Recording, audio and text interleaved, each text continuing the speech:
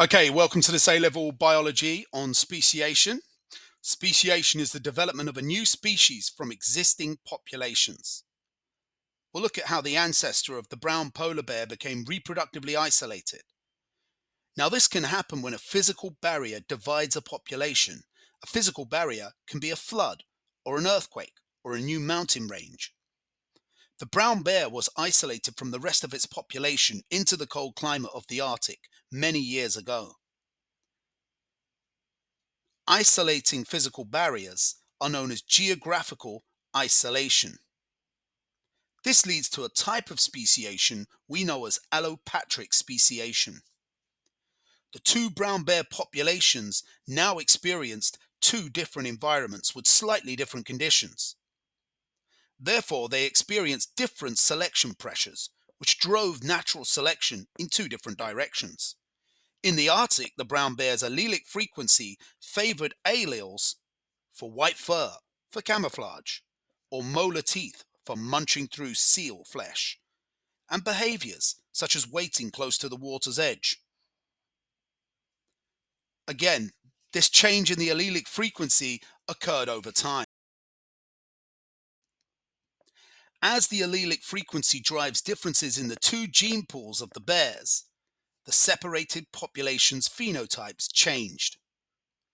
Eventually, if this continued, they would become two different species who, if they re-met, would not be able to reproduce to produce fertile offspring.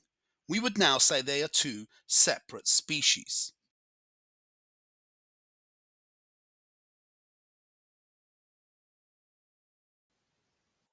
This is just one example of speciation happening in our time.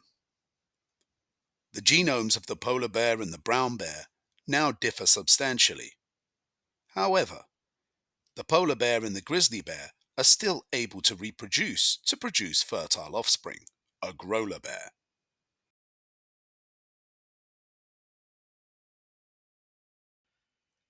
Given enough time, the genotypes will become so different that these bears will no longer be able to produce fertile offspring. Speciation will be complete. There are other methods of speciation, such as sympatric speciation, and this doesn't require geographical isolation. It can occur from mutations, or reproductive isolation, or genetic drift. Let's look at some examples.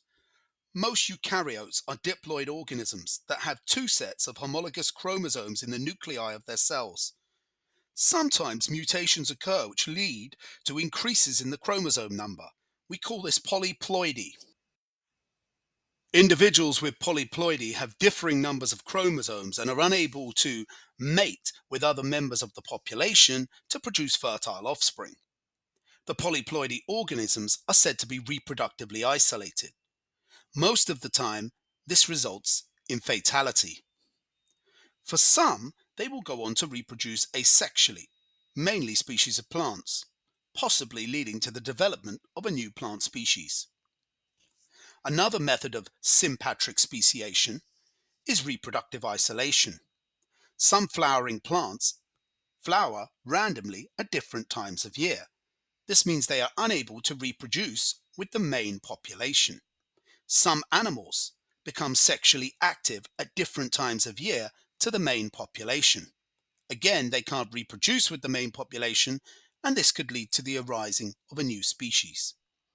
Mechanical changes, such as changes in the genitalia, can affect the success of reproduction. Or behavioral changes, when a group of individuals start to develop different courtship rituals to the main species population, this could give rise to speciation. Another type of sympatric speciation is genetic drift. This is when chance rather than environmental factors decides which individuals are going to survive, breed, and pass on their alleles. Now let's imagine we had an island with 10 humans on it, and 5 of them had brown hair, and for some chance reason the brown haired ones survived. They would get to breed, reproduce, and pass their alleles on. It wouldn't be long before every human on the island had brown hair. This is an example of genetic drift. Now, obviously, from this example, you can see that genetic drift is much more likely to have a big effect in a small population. If there were 1,000 humans living on the island, the probability that only the brown hairs ones would survive by chance is very small, and it would tend to even out over time. Now, evolutionary change has resulted in the diversity of organisms that we see on the Earth today. Remember, once upon a time, there was one population that began on the Earth, or life on Earth began with just one population. And that population divided and speciated, became isolated and divided again and again and again, evolved, divided, until we have the many diverse organisms that we see on the Earth today. And speciation, just like my example with the polar bear, is still occurring in populations we see today.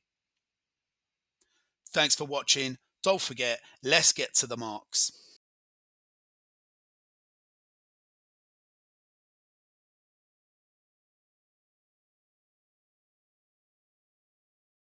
You're still here? It's over.